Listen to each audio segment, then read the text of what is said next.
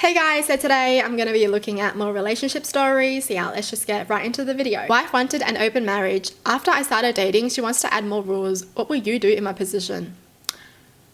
She wants to change her mind after suggesting an open marriage? Hell no. I mean, personally, if someone suggested that to me, I would just divorce. Like, you want us to find different people while still being in the same marriage? No thanks. That's very selfish of you. 2.5 years ago, my wife Sarah asked me to open our marriage. She strongly implied the alternative was divorce. After thinking it through, I said yes, primarily because we do have 2 children. I worked long hours and divorce sounded horrible. So I set up some ground rules: not bringing dates into our house, no dating mutual friends, acquaintances, family members, colleagues, and keeping things private. For the next 2 years, I focused on my job and on my kids. I worked long hours, little free time I had I devoted to my kids. I didn't even have the time for dating, so I wasn't even trying. I moved to another room because the thought of Sarah having sex with another man and then sleeping in my bed felt horrible. Our relationship became purely transactional. We became partners at raising kids. I didn't want to know anything about her sex life.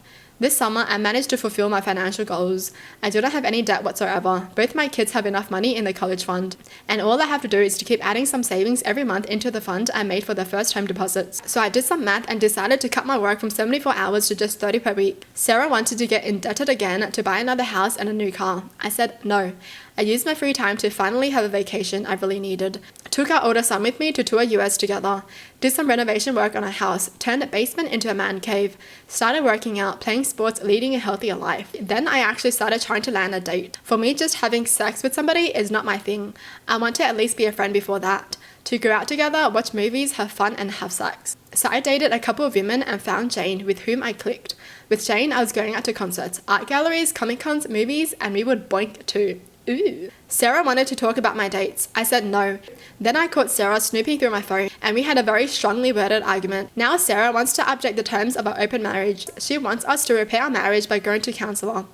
She wants us to sleep in the same room, to go outside and have fun together.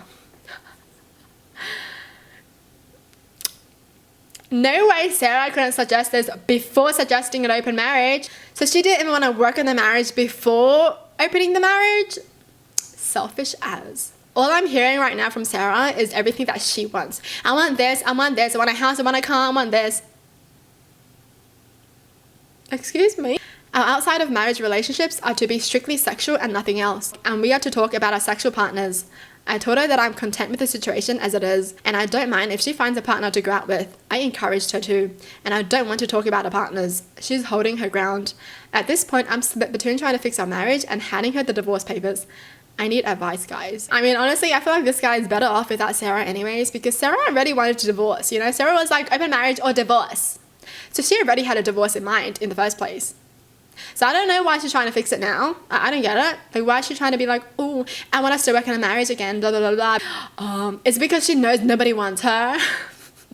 Like, she tried dating around and nobody is as good as her husband. Like, nobody takes care of her like her husband does. Nobody gives her money like her husband does. Like, is that why? Because no way, even after opening the marriage, she was like, I want you to buy me a house and a car. Get your dates to buy you a house and a car if you have the potential. And you know what? It doesn't even feel like they're still married. Like, they say they were just transactional partners, right? Just taking care of the kids together and that's it. That's what divorced couples do. They take care of the kids and that's it, right? I just feel bad for him because he even feels like he needs advice.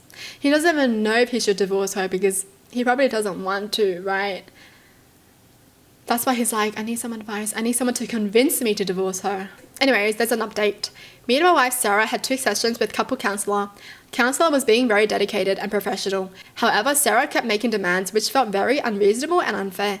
She wants to keep an open relationship which is only about sex. She doesn't want to find a job and keep working. She wants us to buy a new house. In every variation, she stubbornly wasn't to have 2/3 of these things. Today during the counselling, she threatened divorce. After counselling, she said the counsellor was taking my side and wanted to change to another counsellor. Although I think the counsellor was just trying to be fair and find a compromise.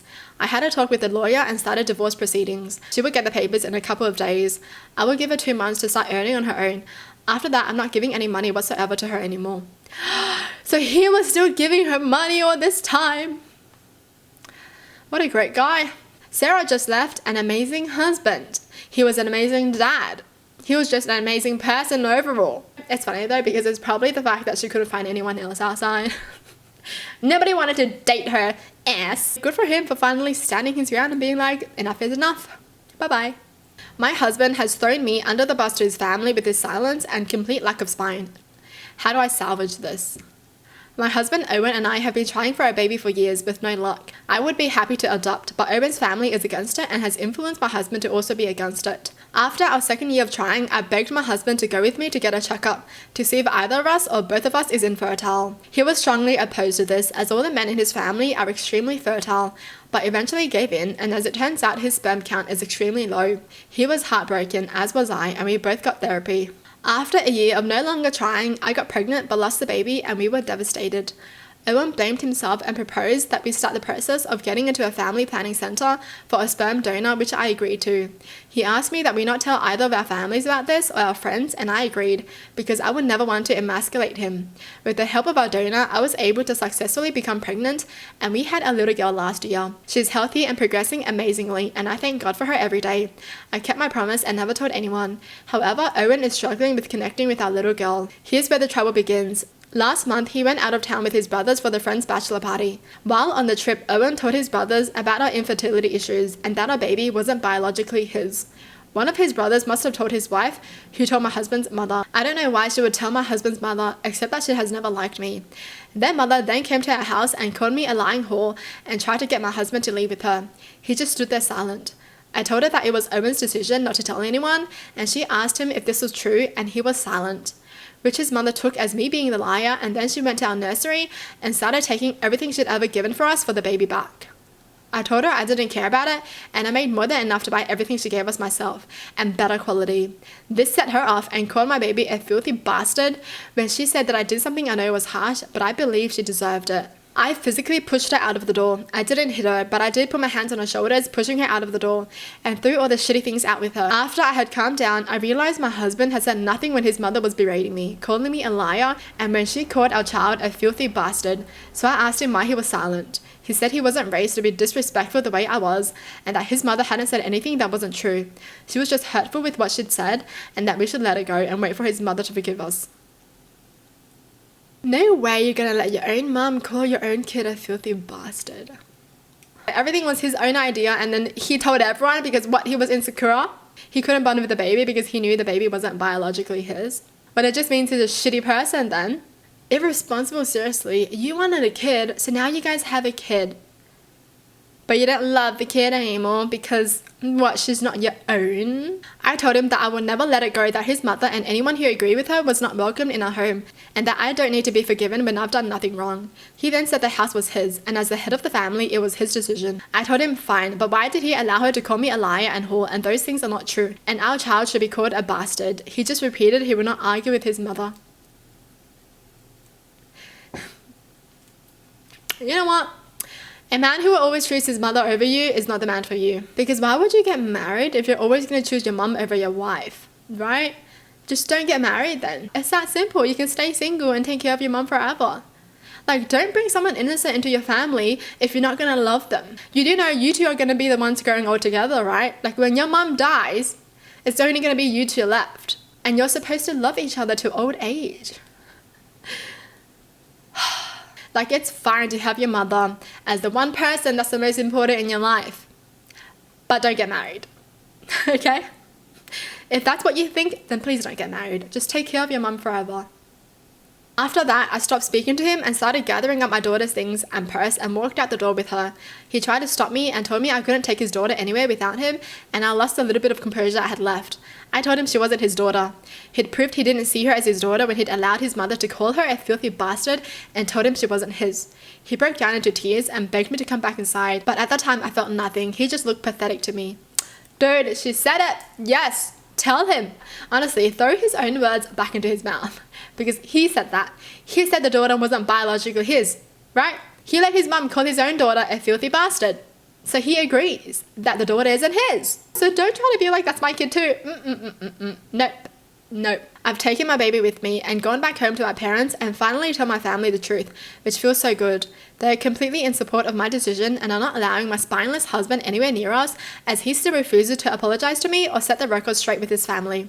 However, I told the sister-in-law that I was close to the truth, and she told the rest of his family. Half of his family is understanding while the other side is on his mother's side, but they are all mad at my husband.